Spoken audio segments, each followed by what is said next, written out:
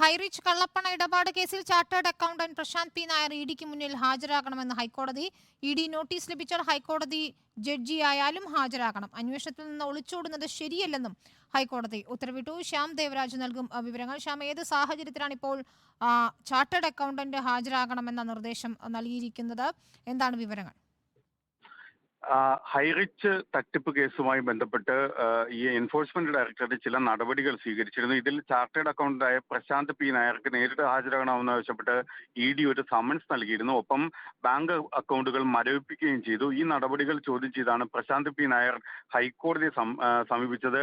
ഈ ED summons ചോദ്യം ചെയ്താണ് ഇതുമായിട്ട് എനിക്ക് ബന്ധമില്ല എന്നതടക്കമുള്ള കാര്യങ്ങൾ സൂചിപ്പിച്ചായിരുന്നു ഹൈക്കോടതിയെ സമീപിച്ചത്. ഈ കേസിലാണ് ഇഡിയുടെ സമൻസ് ലഭിച്ചാൽ, അതായത് എൻഫോഴ്സ്മെന്റ് ഡയറക്ടറേറ്റ് സമൻസ് നൽകിയാൽ ആരായാലും ഹാജരാകണം, അന്വേഷണത്തിന് വിധേയമാകണം എന്ന കാര്യം ഹൈക്കോടതി വ്യക്തമാക്കിയത്. അന്വേഷണത്തിൽ നിന്ന് ഒളിച്ചോടുന്നത് ശരിയല്ല എന്ന കാര്യവും കൂടിയാണ് ഹൈക്കോടതി പരാമർശിച്ചത്. ഹൈക്കോടതി ജഡ്ജി ആയാലും ഹാജരാകേണ്ടി വരും.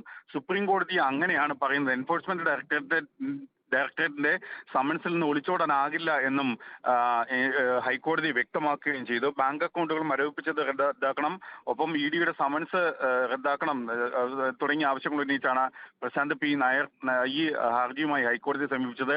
ഇതിൽ ഇടക്കാല ഉത്തരവ് എന്ന നിലയിലാണ് ഹൈക്കോടതി ഇത്തരമൊരു നിർദ്ദേശം പുറപ്പെടുവിക്കുകയും ചെയ്തത്. ശരി, ശ്യാം ദേവരാജാണ് വിവരങ്ങൾ.